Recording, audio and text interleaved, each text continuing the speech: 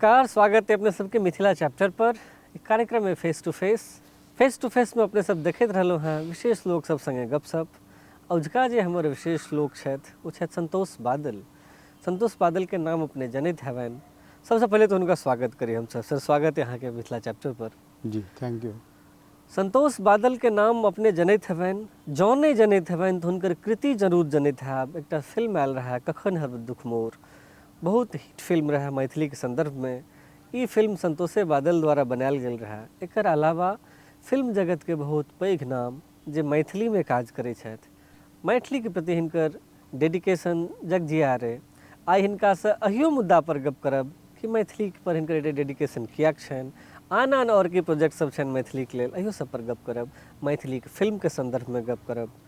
सबसे पहले हम सब शुरू करी। संतोष बादल एखन मैथिली में काज करै छथि, मैथिली फिल्म में काज करै छथि। मुदा फिल्म के नाम से पहले जे संतोष बादल छथिन, गाम के संतोष बादल, शहर के संतोष बादल, वो के छथिन सर? संतोष बादल जी मैथिली जनै छथि, मैथिली बुझै छथि, मैथिली बजै कम छथि। तकर कारण ये जे मिथिला क्षेत्र से नहीं अबै छथि। हम ई कहऽ चाहैत रही जे संतोष बादल जी फिल्म में जहिया अयला ताहिसँ पहिले संतोष बादल जी के बचपन कतऽ बीतल छनि, संतोष बादल जी के पढ़ाई लिखाई कतऽ भेल छनि, संतोष बादल जी फिल्म में केना आबि गेला अचानक से, वा जे कोनो प्रक्रिया से। तो वो बात हम पूछैत रही जे स्क्रीन पर नहीं है, स्क्रीन से पाछू के जो बात है से पूछैत रही हम। देखिए, मेरा बचपन तो काफ़ी अच्छा गुजरा है। मैं अच्छे नहीं बहुत ही अच्छे घर से रहा हूँ और मेरे पापा इंजीनियर इन चीफ थे। जब हम लोगों ने होश संभाला तो घर में वो सारी सुविधाएं थी जो आज टाटा बिरला टाइप का मामला था। बट हमारा जो फैमिली था वो एजुकेशन के प्रति ज़्यादा सीरियस था। पापा मुझे आईएएस अफसर बनाना चाहते थे और मेरे भाई बहन या मेरा जब बैकग्राउंड जानेंगे तो हमारे फैमिली में 7 आईएएस अफसर, कई डीएम, कई पुलिस इंस्पेक्टर इस टाइप के लोग रहे हैं। लेकिन मेरी बचपन से रुचि, एक जो जन्मजात जो रुचि कहते हैं, वो आर्ट की तरफ चला गया। और इस चीज़ को हमारे पापा जो है ना, इस चीज़ को फील किया उन्होंने कि ये आर्ट की तरफ है। मैं जब 6-7 में था तो मैंने कुछ कॉमिक्स लिख लिए, जो चाचा चौधरी वगैरह टाइप का कॉमिक्स आता था। तो मैं उनको अडेप्ट करता था, बट मेरी कहानी होती थी। कैरेक्टर चाचा चौधरी होता था लेकिन मेरी कहानी होती थी। तो इस चीज़ को पापा ने बड़ी सीरियसली देखा और उन्होंने मुझे मौका दिया। सिर्फ मेरे पापा ही थे जो मुझे अप्रिशिएट करते थे और फैमिली को ये बोलते थे कि इसका ये जन्मजात गुण है और हो सकता है कि इसमें वो सक्सेस हो, इसको जाने दो।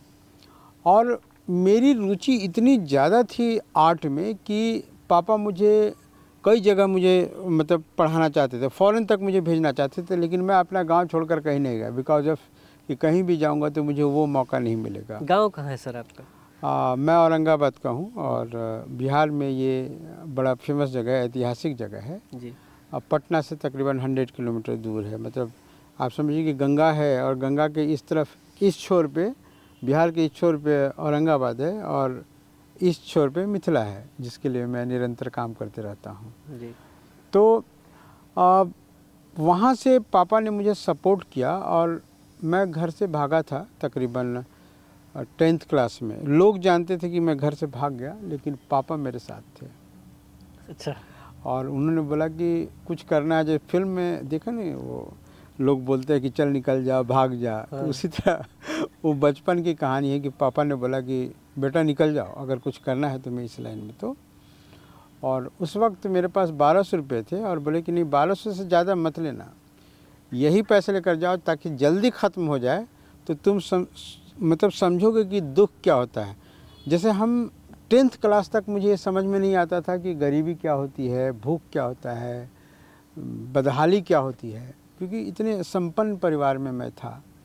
तो जब मैं घर से निकला 1200 रुपये में लेकर, और 1200 रुपये जब ख़त्म हुए, कौन साल के बाद से ईयर?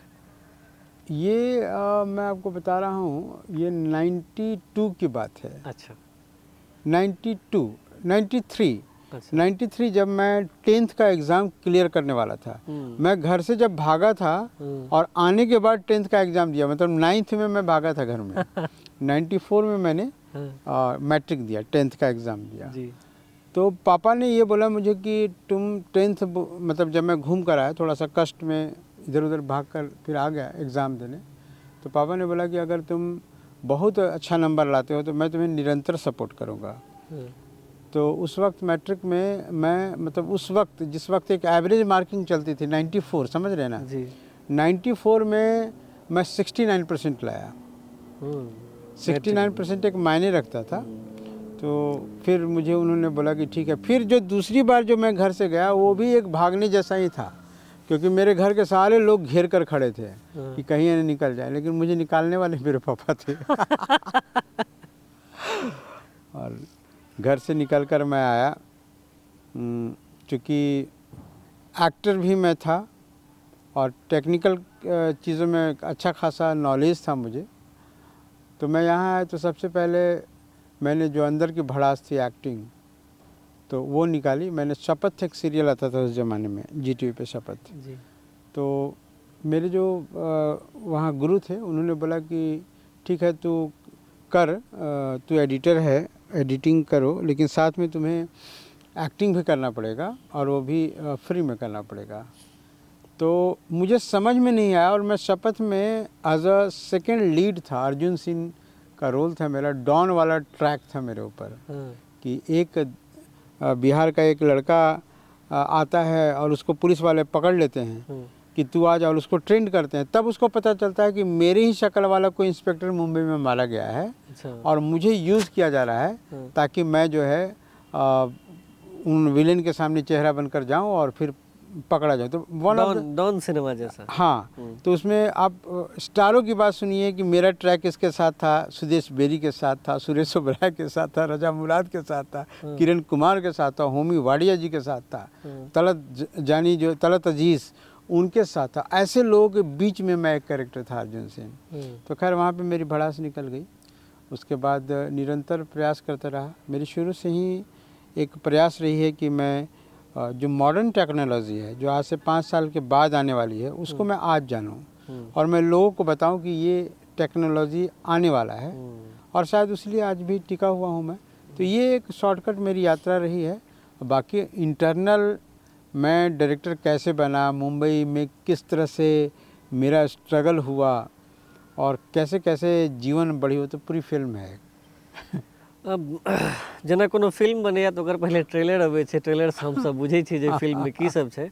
तो हमरा लगैया जे हमरा सबके अहाँ के जीवन के जे फिल्म है तकर ट्रेलर सुनबाक चाही। तो केना मुंबई के यात्रा रहल?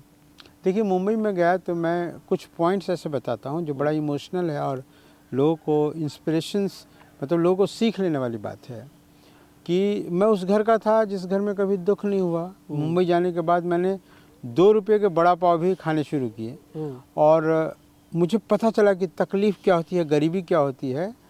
और मैं एक गैरेज में भी सोया, जो मेरे गांव का ही एक लड़का था, उस गैरेज में सोकर शायद पापा ये देखना चाहते थे कि ये लौट जाएगा, इसलिए मेरी कोई हेल्प नहीं कर रहे थे वो।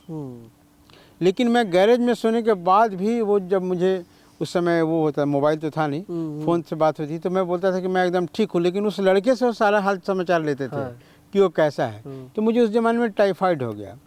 टाइफाइड जब हो गया तो एकदम बीमार पड़ गया और बहुत पैसों की ज़रूरत थी और मेरे पास पैसे नहीं थे। तो उसने पापा को फ़ोन कर दिया, तो उसने दवा, वो मुझे लाकर दवा वगैरह देता था। मेरे को लगता था वो मेहरबानी कर रहा है भाई, रोज़ 50-100 रुपये की दवा दे रहा है। मैं ठीक हुआ।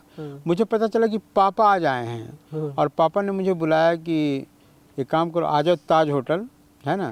ताज होटल ऐसे पहले नाम सुनता था, मैं घूमने भी नहीं गया था उससे पहले, कि आ जाओ ताज होटल। ताज होटल का जो सबसे उस ज़माने का सबसे बड़ा और स्वीट रूम था, 80,000 उस ज़माने में लगता था एक दिन का। उस रूम में रुके हुए थे पापा, और उन्होंने ताज होटल में स्विमिंग पूल के किनारे मेरी टेबल 12,000 रुपये में खाने का टेबल बुक करवाया कि आज मुझे, मतलब बेटा के साथ, मैं और मेरा बेटा खाना खाएगा।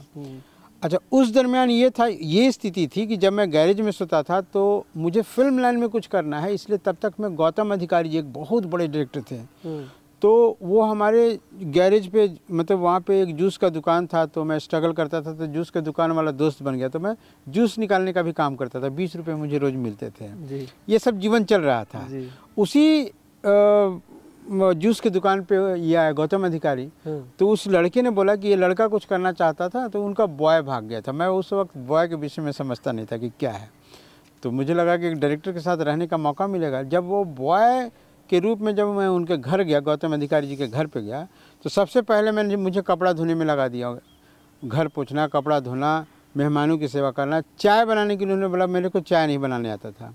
फिर उन्हीं की पत्नी ने मुझे चाय बनाना सिखा, तो इस तरह से मैं उनका बॉय बन गया, उनके साथ रहने लगा। और मेरी सिर्फ इच्छा यही थी कि वो आदमी रोज़ डायरेक्शन करने जाता है, तो मैं एक बॉय के रूप में ज़रूर जाता था, लेकिन मैं बहुत ऑब्ज़र्व करता था उनको। और मेरे ऑब्जर्वेशन को उन्होंने एक दिन पहचाना, तो उन्होंने बोला कि करना क्या चाहता है तू? तो मैं बोला कि सर मैं भी डायरेक्टर बनना चाहता हूँ। तो सेट पे मुझे उस वक्त ऐसे डायरेक्टर मतलब ज़्यादा वैल्यूबल थे और ऐसा डिसिप्लिन था कि आप सेट पे ऐसे नहीं बैठ सकते थे, लेकिन मुझे बैठने का मौका मिलता था, मैं देखता। तो ये एक बैकड्रॉप की कहानी हुई। अब पापा आए तो पापा ने 12,000 रुपये का टेबल बुक कराया और 80,000 रूम स्वीट में वो आए। उन्होंने मुझे बुलाया, तो मैं गया वहाँ पे। तो मुझे उस दिन लगा कि अब मैं मतलब कई महीनों के बाद घर वाली जो लाइफ है ना, वो मुझे मिली। क्या खाओगे बेटा, ये वो सब, मैं पापा ये लूँगा वो लूँगा। और टेबल पे हम लोग बैठे, तो हम और गौतम अपना पापा बात कर रहे थे, और ठीक स्विमिंग पूल के उस तरफ, मुझे नहीं पता था कि गौतम अधिकारी जी का जो है ना बर्थडे था। तो बर्थडे में एक बॉय को क्यों बुलाएंगे, और बड़े बड़े इंडस्ट्री के लोग बैठे हुए थे एकदम उधर। अब हम और पापा बैठे हुए थे। अब देखिए संजोग कि मैं और पापा बैठा और मेरे ठीक क्रॉस सामने गौतम अधिकारी आकर बैठा, और उसकी नज़र मेरे ऊपर आई, है ना। मैं तो देख के शॉक्ड हो गया, और वो पहले उसको लगा कि कोई और है, लेकिन थोड़ी देर के बाद वो समझ गया कि मैं हूँ।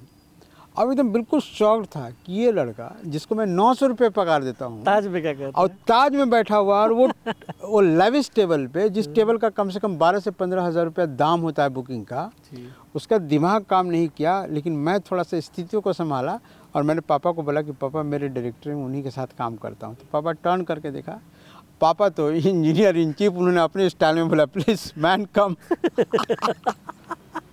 मेरे वो डायरेक्टर, इतने बड़े डायरेक्टर, डर गए कि ये कौन है। साथ में 2-3 बॉडीगार्ड भी उनके रहते थे। वो उठकर आए, तो बोले कि आप इनको जानते हैं? बोले कि हाँ, ये क्या कर रहा है यहाँ पे, क्या कर रहा है, आपके साथ क्या कर रहा है? ये तो मेरा बॉय है, तो प्लीज़ आप बैठिए।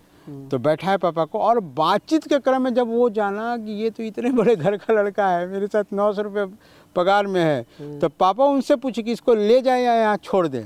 तो गौतम जी ने बोला कि इसको छोड़ कर जाइए, ये कुछ बनेगा अब, क्योंकि इसने कभी नहीं एहसास होने दिया या कभी नहीं बताया कि वो इस घर का लड़का है, इसलिए ये सर बनेगा। मेरी आप जुबान को याद रखिएगा, इसको छोड़ कर जाइए, और ऐसे ही छोड़ कर जाइए जिस तरह से आपने छोड़ा है।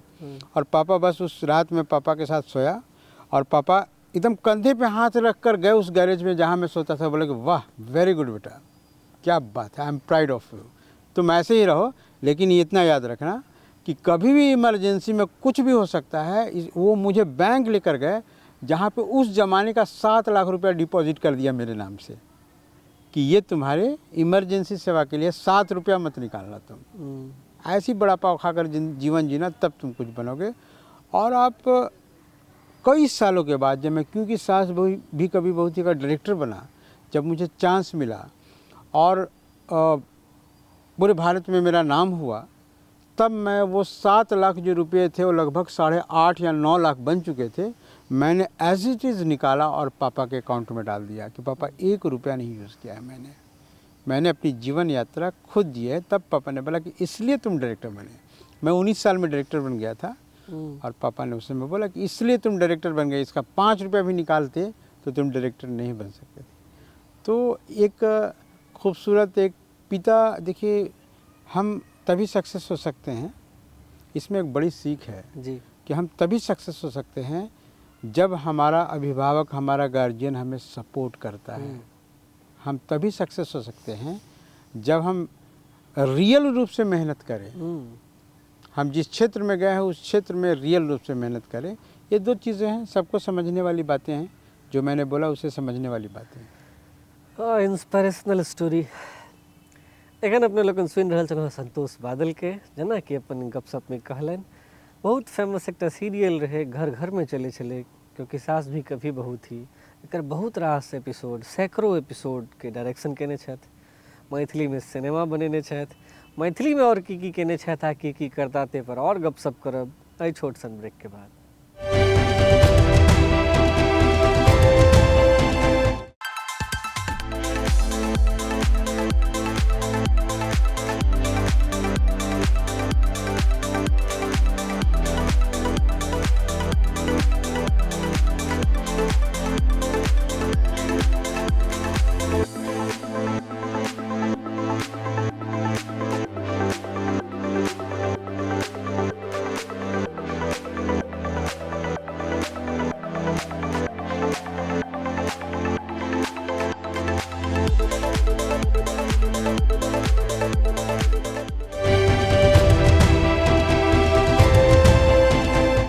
ब्रेक के बाद पुनः अपने सबके स्वागत है। ये मिथिला चैप्टर चैनल है, कार्यक्रम के नाम है face to face. Face to face में अपने लोग बहुत रास अतिथि के देखते रहलियन हैं। उजका अतिथि छथि संतोष बादल, मशहूर फिल्म निर्देशक। मैथिली के फिल्म पुनः मोन पारी छी, कखन हरब दुख मोर हिनके बनायल रहा, और बहुत रास प्रोजेक्ट हिनकर मैथिली संदर्भित। एकटा सामान्य स्ट्रगलर लड़का जे कोनो फिल्म इंस्टीट्यूट से पढ़ के नहीं आयल छे, एकदम नॉर्मल लड़का जरा सिर्फ ई बुझल छे जे हमरा फिल्मे में काज करे के, हमरा फिल्मे के दुनिया में रहे के, ओ क्योंकि सास भी कभी बहू थी के डायरेक्टर के नाम हो जाए छे। ओकर की यात्रा रहल है?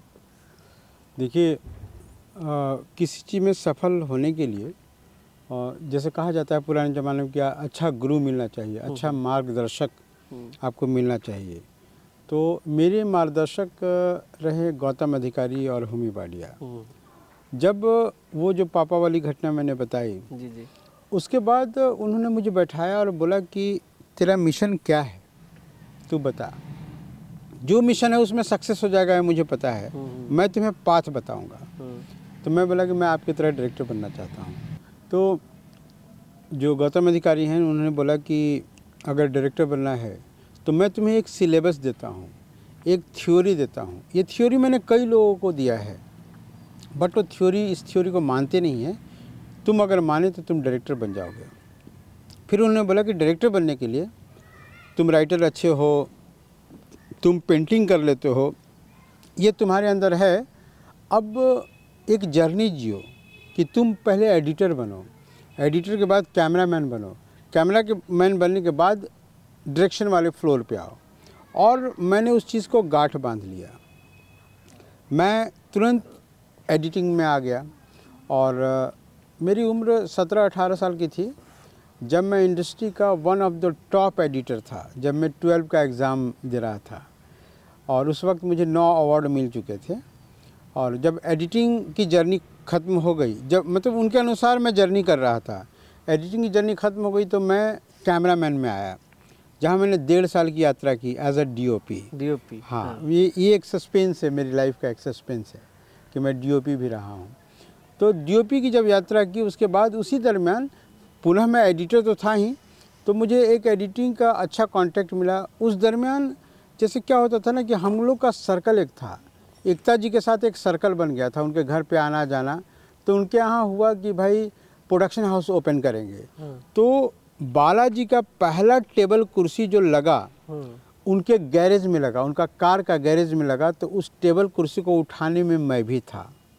जो आज इतना बड़ा बालाजी देख रहे हैं, उस बालाजी का जो पहला टेबल कुर्सी लग रहा था, उस टेबल कुर्सी में मैं भी शामिल था। एकता जी ने बोला कि एक मायावी नगरी करके एक शो था, वो करेंगे। मैं एडिटर के रूप में आया। तो जो उन्होंने मुझे एडिटिंग का स्किल देखा और जो हमारी दोस्ती हुई, जो हमारी बॉन्डिंग हुई, उन्होंने बोला कि तेरे अंदर जो है डायरेक्टर एक निर्देशक की बॉन्डिंग है।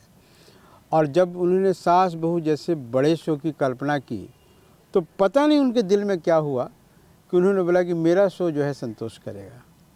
और स्टार्टिंग शुरू से सास बहू नहीं, शुरुआत के 5-10 एपिसोड जो है अच्छे डायरेक्टर जो थे उन्होंने किया, लेकिन मैं साथ में था। लेकिन उसको कैरी ऑन मैंने किया। अच्छा। और उसके बाद मैं 300 एपिसोड गया। अब तक का सास बहू का सबसे ज़्यादा हिट डायरेक्टर कह लीजिए, सबसे ज़्यादा उसको एपिसोड करने वाला कह लीजिए, या सबसे ज़्यादा उस शो से नाम कमाने वाला कह लीजिए, तो मैं रहा। और पूरे भारत में उस समय एशिया का नंबर 1 शो था वो। तो लगभग मतलब ऐसा कोई भी प्रोडक्शन हाउस नहीं था, चाहे वो यश चोपड़ा का हो, चाहे वो सूरज बड़जात्या जी का हो, चाहे वो कोई भी हो, जहाँ से मुझे ऑफ़र नहीं, फिल्म का भी ऑफ़र आता था। लेकिन मैं इतना कम उम्र का था, 19 साल का था, तो ज़्यादा चीज़ों को समझता नहीं था। मुझे लगता था कि बस ये शो करना चाहिए। और एकता ने बोला कि अभी ज़्यादा ध्यान डिस्टर्ब मत कर संतोष। अब देखिए, एक प्रोड्यूसर एकता कपूर जी के विषय में हमारी जर्नी तो कई सालों तक चली, 10-15 सालों तक चली जी। मैं एक शो कर रहा था। उस शो के दरमियान मतलब एक बहुत बड़ा वो था, ग्रैंडर वाला सीन था। और लगभग उस ज़माने में 2007 या 8 की बात कर रहा हूँ, 9 की बात कर रहा हूँ। उस ज़माने में मतलब कि 35-40 लाख किसी सीन पे इन्वेस्ट करना बहुत बड़ी बात हो जाती थी। तो हम लोग बड़े उत्साहित थे। सीरियल का बहुत बड़ा सीन था जी।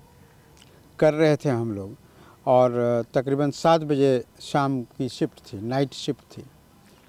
तो जब जैसे ही मतलब हमारा सेट वेट रेडी हो गया, हम एक्शन वगैरह बोलने वाले थे, तो हमारे पापा का फ़ोन आया। तो उन्होंने फ़ोन पे पूछा कि क्या कर रहे हो। मैंने बोला कि ऐसा ऐसा है। मैं बड़े उत्साहित होकर बोला कि आज पहली बार जो इक्विपमेंट मुझे मिले थे, वो भारत में फ़र्स्ट टाइम इक्विपमेंट वगैरह मिल रहा था। तो मैंने बताया कि पापा इतना बड़ा मौका मिला है और इतना ने प्रोड्यूसर ने खर्चा किया है और अच्छा है, इससे मेरा और नाम होगा। तो पापा ने बोला कि ठीक है, एक काम करना, तुम इस पूरी शूटिंग को बीच में मत छोड़ना, पूरी कंप्लीट करके आना। तो मैं शॉक्ड हो गया कि वो ऐसा क्यों बोल रहे हैं। तो मैं पूछा, मैं रुक गया, मैं बोला कि पापा ऐसा क्यों बोल रहे हैं आप। तो उन्होंने बताया कि देखो बेटा, पहले प्रॉमिस करो कि शूटिंग ख़त्म करके ही आओगे। तो मैं कहा हाँ पापा, लेकिन कहाँ आना है, क्या हुआ है। तब उन्होंने बोला कि तुम्हारी माँ नहीं रही। अच्छा। तो मैं काफ़ी शॉक्ड हो गया और बिलीव नहीं हुआ, विश्वास नहीं हुआ। लेकिन फिर भी तमाम कुछ 5 मिनट में ये मुझे यकीन हो गया कि माँ नहीं रही। और मतलब आप सोचिए कि उसके बाद मैं किस कदर टूटा। लेकिन पापा ने जो प्रॉमिस लिया, उस प्रॉमिस को भी निभाना था। मैं साइड में गया, जितना देर 10-15 मिनट रोना था रोया। लोगों को समझ में नहीं आ रहा था कि ये क्या हो रहा है इनके साथ, कुछ हुआ, क्या प्रॉब्लम हुआ, कोई सेट पे किसी ने कुछ बोल दिया। लेकिन मैंने किसी को नहीं बताया, एकदम खामोश होकर मैं शूटिंग करता रहा। और मैंने एक अपने विश्वसनीय लोगों को बताया था कि ऐसा ऐसा घटना हुआ। लेकिन आधी रात तक मेरे प्रोड्यूसर एकता कपूर तक एक बात पहुंच गई कि माँ नहीं रही, फिर भी लेकिन फिर भी शूटिंग कर रहे हैं और बोले हैं कि ख़त्म करना है जल्दी से। और मैंने वही रात भर में जूझता रहा। आप समझ रहे हैं किस तरह की मानसिक हालत होगी मेरी। और किसी आर्टिस्ट को भी मैंने पता नहीं होने दिया। लेकिन मुझे आश्चर्य हुआ कि सबको ये पता था कि ऐसा ऐसा हो चुका है और सब मुझे देख रहे थे। मुझे लग रहा था कि ऐसे क्यों देख रहे हैं। लेकिन मैं लगातार डेडिकेशन से, वही डेडिकेशन से जैसा मैं शाम को था वैसे इंटरव्यू अपना शूटिंग ख़त्म किया। जैसे 7 बजे सुबह ख़त्म करनी थी, उसको मैं जल्दी जल्दी करके 4:30-5 बजे ख़त्म कर दिया। जैसे ही ख़त्म किया तो मेरा प्रोडक्शन मैनेजर आता है और बोलता है कि मैम आपका वेट कर रही है। तो बोला कौन। तो मैं गया तो देखा कि एकता कपूर अपनी मर्सिडीज लगाकर बैठी हुई है। मैं देखा एकदम शॉक्ड रह गया। और उन्होंने बुलाया कि संतोष चलो, मुझे पता है। और मुझे बाद में पता चला कि वो 2 बजे रात में ही आ गई थी। और सबको बोली कि कोई बात नहीं, उसे शूटिंग करने दे, मत बताना, वो मैं बाद में पैकअप के बाद उससे बात करती हूँ। और मुझे बैठाए, कुछ समझ में नहीं आ रहा था कि मैं घर पे कैसे जाऊँगा, इस समय क्या मिलेगा, कौन सी सुविधा मिलेगी। मुझे माँ तक पहुँचना था और मैं बस रोए जा रहा था। और एकता कपूर सीधा अपनी गाड़ी एयरपोर्ट पे लेकर आई और एयरपोर्ट के अंदर मतलब कि स्पेशल गेट से घुसे और सीधा चार्टर फ्लाइट तक आई। और मुझे उसके बाद पता चला कि उस ज़माने में 6.5-7 लाख रुपए में वो चार्टर फ्लाइट की, जो मेरे गांव के नज़दीक तक जाता था। और उन्हें वहाँ एयरपोर्ट रनवे जो ख़राब था, वो रात में 40,000 रुपया देकर उन्हें उस रनवे को ठीक करवाया था ताकि वो चार्टर फ्लाइट लैंड हो जाए। और उन्होंने बोला कि जाओ तुम, अभी तुम निकलो, फटाफट निकलो, अपनी माँ के पास जाओ। तो उस दिन मुझे पता चला कि प्रोड्यूसर कितना महान होता है ना, और कितना मतलब अपने डायरेक्टर को, अपने टेक्नीशियन को कितना संभालता है। और मैं उनका शुक्रगुजार हूँ, आज भी एहसानमंद हूँ कि उन्होंने इतना जी महान जे व्यक्ति होइए जे कोनो प्रोफेशन में वो अपना टीम संगे एकटा स्नेह राखे छै, एकटा प्रेम राखे छै। हमरा लगैए जे महान व्यक्ति के ई परिचय छै या महान व्यक्ति के लक्षण छै जाहिमे ई बुझाइ छै ककरो संगे रहि के जे हमहूँ महान छी। कोनो पैघ आदमी संगे रहि के जखन अहाँके लागय जे हमहूँ पैघ छी, असल मायनामे तखने ओ पैघ लोक छै। हमसब सामान्यतः देखै छी जे फिल्म के माने माया नगरी कहल जाइ छै ओकरा, पता नहीं क्या के माया नगरी नाम रखने छै ओकर। फिल्म के विषय में बहुत रास नेगेटिव स्टोरी सब अबै छै, प्रोड्यूसर डायरेक्टर हेतै नीक बेजाय सब ठाम छै। मुदा एखन जे हमसब संतोष जी के स्टोरी सुनलहुँ हैं, हिनकर जे कहानी सुनलहुँ, एहिसँ एकटा पॉजिटिव चीज अबैया फिल्म के दृष्टिकोण से, माया नगरी के देखऽ के एकटा नव एंगल भेटैया हमरा सबके। संतोष जी से और गपशप हमसब करब, एकटा छोट सन ब्रेक तऽ बनिते छै एखन।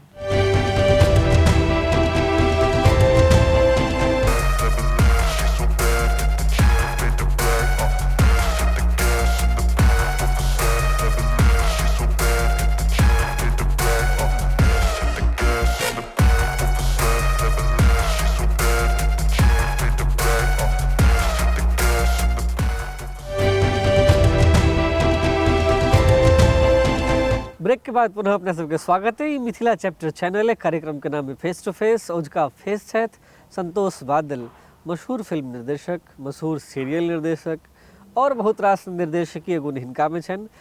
हिनका और गपशप करी हिनका संगे, तैसे पहले एक निवेदन अपने लोकनि से, चैनल के सब्सक्राइब करी, जो नहीं केने छी तऽ जो केने छी तहन वीडियो के शेयर करी, चैनल के अपना हित मित लग पठाबी जे सब्सक्राइब करी। ई वीडियो पूरा देखी, बहुत रास गपशप हमरा सबके सिखबाक लेल में भेटत। संतोष जी से अहाँ मैथिली के पहिल फिल्म, पहले तो एक सवाल सर हम ई जे अहाँ गंगा ओहि पार के लोग छी, अहाँ काज करै छी गंगा एहि पार में, ई दुनू पार के मिलान केना भेलै सर, शुरू केना भेलै यात्रा? ये बड़ा ही इम्पोर्टेंट क्वेश्चन है। एक्चुअली मेरे पापा कोसी प्रोजेक्ट झंझारपुर में पोस्टेड थे। उस वक्त वो वहाँ पे धीरे धीरे उनकी पोस्टिंग हुई तो इंजीनियर इन चीफ बने। उस वक्त वहाँ पे एग्जीक्यूटिव इंजीनियर थे जी। तो मतलब मेरा जो जन्म है वो झंझारपुर में ही हुआ है। अच्छा जी, तो बाय बॉर्न हम मैथिल छी। जी जी जी। तो मेरा बचपन वहाँ गुजरा, वहाँ पढ़ाई लिखाई वगैरह हुई, और वहाँ से बहुत ही नज़दीक भवानीपुर एक जगह था जी। उगना धाम भी उसको कहते हैं। तो हमारे पापा शंकर जी के एकदम अगाध भक्त, तो वो बचपन से ही लेकर जाते थे और वो कहानियाँ सुनाते थे कि यहाँ पे जो है ना जलती हुई लकड़ी से शंकर भगवान पिटाए थे और ज़मीन में चले गए थे, वही कहानी है। और विद्यापति हमारे जो राष्ट्र कवि है उनके साथ ऐसा ऐसा था। तो बचपन से ही मैं वो कहानी सुनता था और पापा उससे बहुत ही इंस्पायर्ड थे। तो ये जो कखन हरब दुखमोर का वन लाइन है ना, ये मेरे पापा का है ना। कखन हरब दुखमोर का वन लाइन अगर सही पूछे तो मेरे पापा का है, क्योंकि उन्होंने बोला जब मैं डायरेक्टर बना तो उन्होंने बोला कि वो कहानी इतनी अच्छी है तो उस पर बनाओ फिल्म। और फिर उसके बाद हम लोग सर्च जब किए, जब हम लोगों ने पब्लिक रिपोर्ट जब देखा तो पता चला कि ये तो बहुत बड़ी कहानी है और सारे लोग इसे देखना चाहते हैं। अब देखिए, वो मेरी पहली फिल्म थी, जीवन की पहली फिल्म थी। मुझे पता नहीं था कि कैसे बनेगा, बस बनाने के लिए निकल गए। जब बनाने के लिए निकले और जब हमने रिसर्च किया तो पता चला कि ये तो पूरा 800-900 साल पहले का पूरा मतलब ईरा लगाना पड़ेगा। तो फिर हम लोगों ने डिसाइड किया कि लगाएंगे। अब जगह खोजने लगे, तो जगह खोजते खोजते वहाँ पे खीरहर एक जगह है, खीरहर के बगल में गौश नगर एक जगह है। तो वहाँ पे मुझे जगह मिला और जगह तत्कालीन डीएम साहब ने बोला कि भाई यहाँ पे आप गांव का सेट लगा सकते हैं, जो मेरी कल्पना थी। और उन्होंने बोला कि मैथिली फिल्म का ये सेट लगाएंगे, मतलब समझ में नहीं रही बात। मैं बोला कि लगाऊंगा। अब सोचिए ना कि नादानी कहिए जो कहिए कि हमारे पास बजट था 7 लाख या 8 लाख रुपए का, और हम गांव का सेट लगाने लगे थे। सेट लगाते लगाते लगाते लगाते 60 लाख का सेट लगाया। तकरीबन 25 से 30 घर, गलियां मतलब कि चौपाल, ये सब 800 साल पहले का जो है ना, हमने पूरा गांव बसा दिया है। गांव जो बसाते हैं ना लोग, जहाँ पे आप सोचते हैं कि गांव बसेगा तो सालों तक नक्शा बनता है और 5 साल तक गांव होता है, वो हम लोगों ने 6 महीने के अंदर गांव बसा दिया। अब जब गांव बसाया तो शूटिंग करने की बारी अब जब आई तो हुआ कि ये तो बहुत ड्राई गाँव है यार, इस गांव में मतलब ऐसा लग रहा है कि कोई नया नया गांव है।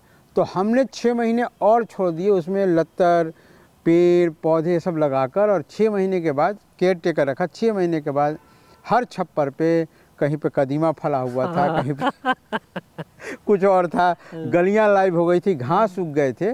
उसके बाद हम लोगों ने शूटिंग शुरू किया। आप सोच रहे मैथिली फिल्म 2003 में शुरू किया था, और उस वक्त गांव का सेट लगाने के बाद उसके बाद शंकर भगवान का एक सेट लगाना था। सब मिलाकर हमारे लगभग 65 से 70 लाख रुपए केवल सेट बनाने में लग गए थे। इसके बाद तो शूटिंग वूटिंग करते हुए मतलब जो भी पैसा लगे, लेकिन इतना डेडिकेशन था, इतनी अच्छी मेरी टीम थी कि सब ने सपोर्ट किया। मेरा एक मेकअप मैन भी पता है कुदाल चलाता था कि सर आज मूर्ति बना देते हैं, नहीं तो कल शूटिंग कैसे होगा। और ईश्वर की कृपा से आज भी मेरी टीम वैसे ही है। आपको मेरी टीम में पता ही नहीं चलेगा कौन हीरो है, कौन हीरोइन है, कौन डायरेक्टर है, कौन असिस्टेंट है। तो टीम मेरी बहुत अच्छी मिली, इसलिए मैंने कखन हरब दुख मोर बनाया। टीम मेरी बहुत अच्छी मिली, इसलिए मेरा काम ज़्यादातर सक्सेस हुआ है। कखन हरब दुख मोर बनाने के पीछे मेरी टीम, वहाँ के गांव का सपोर्ट, मेरे ब्रदर का डेडिकेशंस सब है। मैं एक घटना आपको बता रहा हूँ कि जब हम फिल्म कंप्लीट करते करते तक बाढ़ आ गया, भयंकर बाढ़ आ गया, और मैंने सब आदमियों को निकाला, निकल जाओ, हीरो हीरोइन सबको। बच गए मैं और मेरा भाई, और लाइट वाले ने लाइट छोड़कर भाग गया वो बाढ़ के डर से। अच्छा। पूरी लाइटें पड़ी हुई है, और क्या था तो भाई मैंने अपने गांव से एक ट्रैक्टर मंगाया था, वही ट्रैक्टर और हम दोनों भाई थे। अच्छा। और पानी बढ़ते जा रहा था, हम दोनों भाई मिलकर, वो चांदनी रात मुझे आज भी याद है, चांदनी रात जैसे फिल्मों में होता है ना, चांदनी रात, वो चांदनी रात में मैं और मेरा भाई मिलकर लाइट डाले, रस्सियाँ से बांधे। मेरा भाई रोज़ निरंतर जो है ना मधुबनी से आता जाता था, इसलिए उसको पता था कि पुल कहाँ पे है और रास्ता कहाँ पे है। और हम दोनों भाई ट्रैक्टर पे 2 बजे रात में बैठे हुए और अंदाजे से चलते जा रहे हैं, नदी को क्रॉस करते जा रहे हैं, पुल को क्रॉस करते जा रहे हैं। इस तरह से हमने वहाँ की लाइट को बचाया। बाद में बहुत दूर जाकर मधुबनी के बगल में सेना मिली। सोचिए कि रात भर सफ़र करने के बाद सुबह जो सेना मिली, तो सेना ने बोला कि तुम लोग बच के कैसे आ गए और ये क्या है, तो बोले शूटिंग का लाइट। बोला बाप रे बाप। तो वो अनेकों तरह की घटनाएं हुई इसमें, लेकिन कुछ घटनाएं ऐसी है जो आज भी जब याद आता है तो लगता है कि काफ़ी इमोशनल हो जाता हूँ। मतलब आज आप कहीं भी शूटिंग करने जाइए, आप 5-10 लोगों को 20 लोगों को बोलिए सपोर्ट करने के लिए, कॉमर्शियल रूप से आ जाते हैं। पूरा का पूरा गांव मुझे सपोर्ट करने के लिए, पूरा का पूरा गांव अपना बेल मुड़ा दिया था कि डायरेक्टर साहब पता नहीं किसको कब बोल देंगे कि खड़े हो जाओ, तुम बैकग्राउंड में देख रहे हो। सब के सब बेल मुड़ा चुके थे, और इतनी बड़ी बड़ी चुटियाँ रखे हुए थे कि मैं जहाँ भी फ्रेम लगाऊँ तो 800 साल पुराना वो आदमी दिखे। इतना ज़्यादा सपोर्ट मिला। तो आप समझिए कि उतनी बड़ी चीज़ मैथिली फिल्म, और बहुत बड़े सपोर्ट, बहुत डेडिकेशंस, टीम वर्क, ये सब। अहाँ के विषय में एकटा बात रह रहा समाज में छै, माने मैथिली फिल्म समाज में, अहाँ कहै छियै जे हम मैथिली फिल्म के लेल हरदम अवेलेबल छी, अगर नीक स्क्रिप्ट भेटा आ 101 रुपया हम अपन पेमेंट लेब। जी जी जी। ई क्या, एकर की लॉजिक? लॉजिक नहीं, लॉजिक गलत शब्द प्रयोग केलहुँ हम। माने ई कतऽ से अबैया ई डेडिकेशन जे 101 रुपया में मैथिली फिल्म करऽ चाहै छी? देखिए, ये मेरा संदेश तमाम मैथिली इंडस्ट्री में काम कर रहे लोग जो मैथिली इंडस्ट्री मिथिला के हैं, मैथिली हैं, आज टॉप लेवल पे हैं, लेकिन अपनी इंडस्ट्री पे ध्यान नहीं है उनका। मैथिली में वो दम है, मिथिला में वो दम है, अष्टावक्र में वो दम है कि इस पे जब भी अच्छी फिल्म बनेगी नेशनल अवार्ड मिलेगा। ये पूरा सेक्टर खाली है, पूरा जोन खाली है। और अब बिहार में अनेक भाषी लोग हैं, मगही भाषी हैं, आपके बजिका वाले हैं, आपके और भी लोग हैं, लेकिन किसी भी शहर में जाइए तो मैथिली लोगों का जो डेडिकेशंस हैं, मैथिली लोगों का जो ग्रुप है और अपनी भाषा के प्रति जो समर्पण है, वो आपको बहुत कम जगह दिखेगा। तो आप सोचिए ना कि इस भाषा में अगर अच्छी कंटेंट आते हैं, इस भाषा में अगर अच्छे की जाते हैं तो ये कहाँ से कहाँ जा सकता है।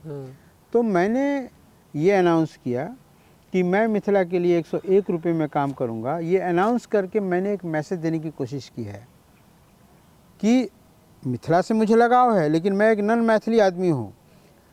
मिथिला में मेरा जन्म हुआ, मेरी वाइफ भी मैथिली है, लेकिन मैंने अनाउंसमेंट सिर्फ तमाम, आज पता है दुनिया के अगर किसी भी सेक्टर में जाइए, फिल्म लाइन में, चाहे एडिटिंग में जाइए, डायरेक्शन में जाइए या कोई भी सेक्टर में जाइए, टॉप लोग में मैथिली लोग हैं। सबका अगर डेडिकेशन इस इंडस्ट्री की तरफ घूम जाए, जो अब एकदम पूर्णतः सादा पन्ना है ना, सादा पन्ना है। आप देख रहे हैं मैथिली इंडस्ट्री जब से चल रही है आज तक बिल्कुल ही ब्लैंक है। मतलब काम के नाम पे कुछ बहुत ज़्यादा कुछ नहीं किया गया। 60 साल का इतिहास है मैथिली फिल्म का और 60 हमारे पास रिनाउंड लोग जी। तो मैंने कोशिश की है, मैसेज देने की कोशिश की है कि मैं करूँगा 101 रुपये में, मेरा ये समर्पण है। और भी लोगों को मैं बोलता हूँ कि इस तरह से समर्पित हो जाइए ताकि ये इंडस्ट्री खड़े हो जाए। आप यकीन मानिए इसमें इतना दम है जितना आज तमिल और तेलुगु और कन्नड़ा ये सब में जो दम हुआ है ना, उससे ज़्यादा दम है मैथिली में। और ये एक दिन आएगा, एक दिन समय वो आएगा, मैं उसको एक उस धारा में, आप सोचिए कि छोटा सा एक नाव हूँ जो बह रहा हूँ, और मैं चाहता हूँ कि और भी नाव आएँ और एक पूरा कारवां हो जाए और हम एक दिशा दे दें, है ना।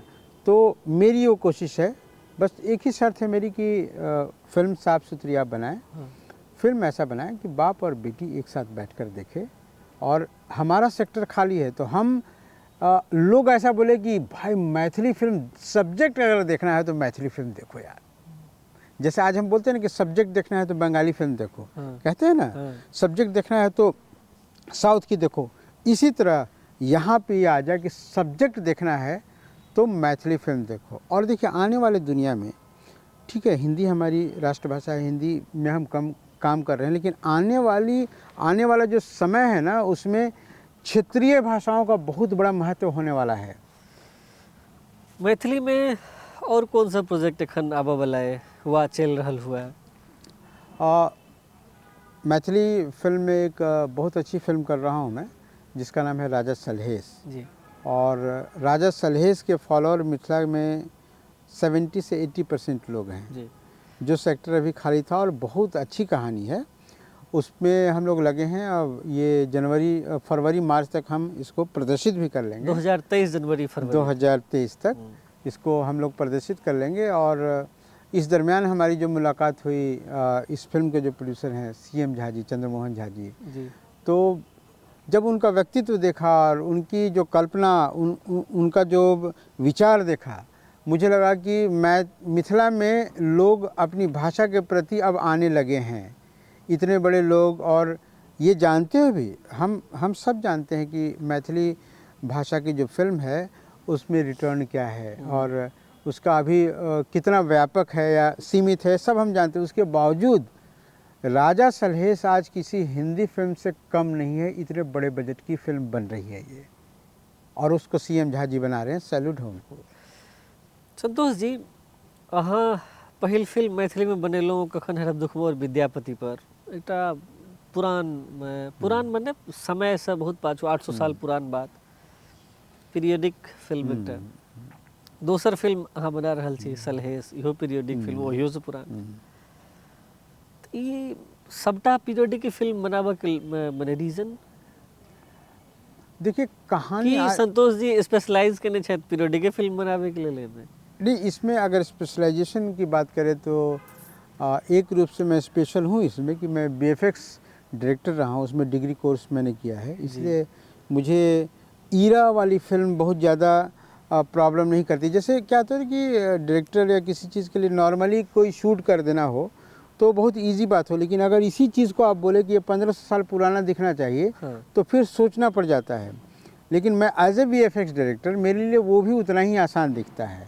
और दूसरी बात है ना कि पीरियडिक जो फिल्में होती है ना, उसमें आज भी कहानी एक इंटरेस्टिंग लेवल पर चल रही है। आज जो कहानी ठीक आज भी है, लेकिन अगर आपको बोल दे कि आज देखिए रामायण कितनी बार चली है फिर भी रामायण बन रही है ना, तो वो ऐतिहासिक जो कहानियाँ हैं, और ख़ास करके मैसेजिंग कहानियाँ, ख़ास करके उस क्षेत्र, अब मिथिला के क्षेत्र के लोकनायक सलहेश कितने पॉपुलर हैं, उन पे फिल्म नहीं बनी है।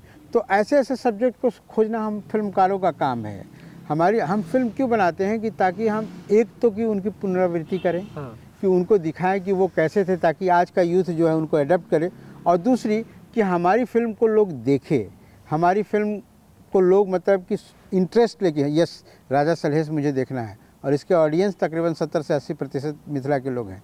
तो इन तमाम समीकरणों पे इस फिल्म को दिखा रहे हैं। और जहाँ तक आपने पुरानी और आज की बात की, तो युग के साथ जो है ना, जैसे जैसे समय बीतता है ना, उसी तरह जो आप परोसते हैं ना, उसका तरीका बदलता है। आज जो हम राजा सलहेश को जो परोस रहे हैं, वो पूर्णतः आज जैसे बाहुबली हो गया या तमाम चीज़ हो गया, जो आधुनिक टेक्निक के साथ है, पुरानी फिल्म लेकिन आधुनिक टेक्निक के साथ, जो आज का यूथ, जैसे हमारे और आपके जो बच्चे हैं, वो एकदम वो हॉलीवुड की फिल्म देखते हैं, तो उनको ये लगे कि पार्ट ऑफ हॉलीवुड है, लेकिन मेरी कहानी है।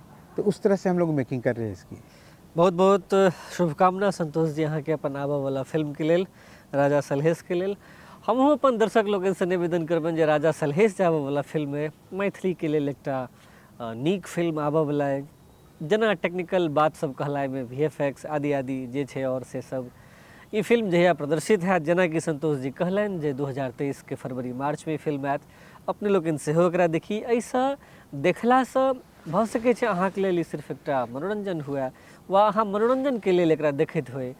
मुदा मैथिली के जे फिल्म इंडस्ट्री छै, एकरा एखन बनेबाक बेर छै। जना कि हम कहलहुँ 60 साल लगभग एकर इतिहास छै, यात्रा छै मैथिली फिल्म के।